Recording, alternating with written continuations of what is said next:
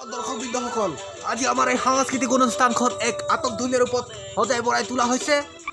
এই অনুষ্ঠানখনত আমন্ত্ৰিত বাদ্যবাদকসকল আমাৰ মাজত আহি উপস্থিত হৈছেহি।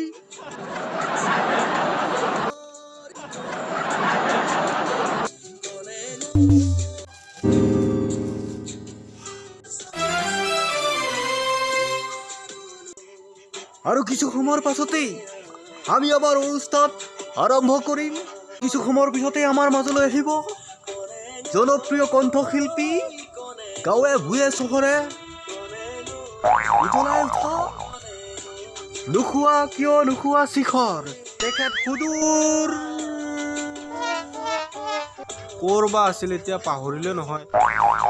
তেখেত সুদূৰ এই মনতে নপৰে নহয়।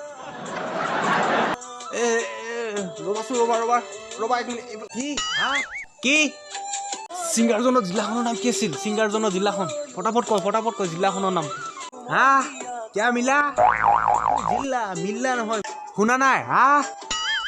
এই কলাৰ পৰা নোৱাৰিছো আৰু ভাই। কলা জিলা বাদ দে, গাঁওখনৰ নাম ক'লে হ'ব। গাঁওখনৰ নাম ক ফটাফট ক। কি খালি খাওঁ কৰি থাকা? ভাষণ দিয়া হোৱাই নাইচোন তোৰ, খালি খাওঁ।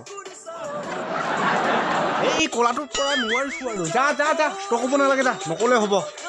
মই এনেকে ফাংচন চলাই দিম, যা। খাবি ইমান খং কৰিব নালাগে, খাব নোপোৱা মানুহৰ দৰে।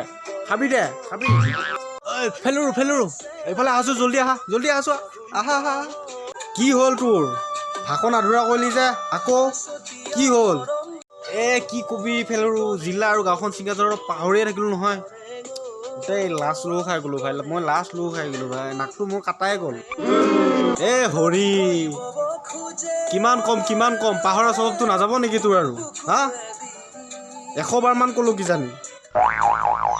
এই ফেলুৰু স্বভাৱত ধৰি কথা নক'ব তোক বাপেৰে এনেয়ে নকয় ফেলুৰু বুলি।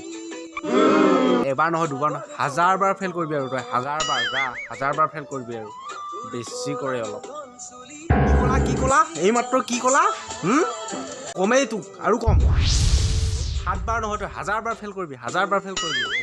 কমেই। আই ডোণ্ট কেয়াৰ। বুঢ়া শগুনৰ খাওঁ কেতিয়াও নালাগে এই ফেলুৰ তাত। যা ময়ো নাথাকো ফাংচন বাদ দে। কি ক'লি? বুঢ়া শগুন? আজি মোক বুঢ়া শগুন বুলি ক'ব পালি? বুঢ়া শগুন যা, আজি এলাউন্সে নকৰোঁ। যা যি হয় হ'ব, ফাংচন যি হয় হ'ব, এলাউন্সে নকৰোঁ যা।